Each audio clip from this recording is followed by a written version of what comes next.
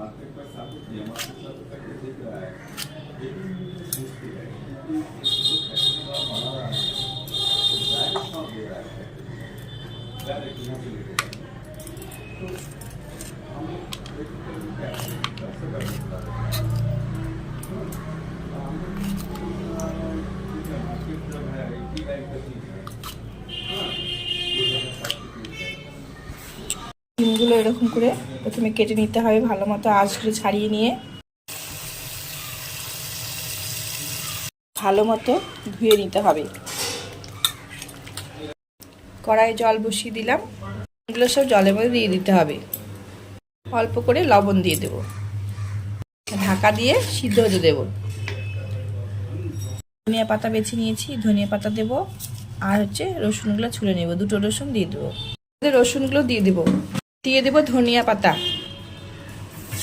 কাঁচা লঙ্কা, এগুলো আবার একটু সিদ্ধ হতে দিতে হবে। দেব কালো জিরা, আঁচটা বাড়ানোই থাকবে কেন জলটাও শুকিয়ে নিতে হবে, তাহলে এগুলো সিদ্ধ হতে হতে জলটাও শুকিয়ে যাবে।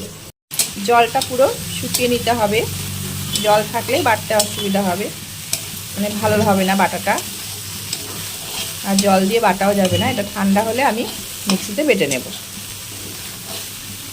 এখন হয়ে গেছে, এটা অফ করে দেব। আমি নিয়েছি, ঠান্ডা হলে বেটে নেব।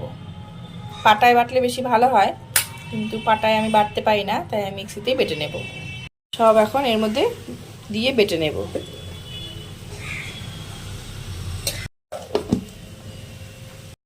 বাটা হয়ে গেছে, এই যে নামিয়ে নেব এখান থেকেও। স্বাদ মতো আর একটু লবণ দিয়ে দেব, আর দেব কাঁচা তেল দিয়ে ভালো মতো মিশিয়ে নিতে হবে। নিয়ে তাহলে রেডি হলো আমার শিম বাটা। খুবই টেস্টি লাগে, এটা দিয়ে সব ভাত খাওয়া হয়ে যায়, খুবই টেস্টি একটা খাবার। এটা দিয়ে পাউরুটিও খাওয়া যায়, এই বাটাটা দিয়ে, এই পেস্টটা দিয়ে যদি পাউরুটির মধ্যে মেখে নেওয়া যায় তাহলে পাউরুটি কিন্তু খুব টেস্টি লাগে। এটা দিয়ে পাউরুটিও খাওয়া যাবে।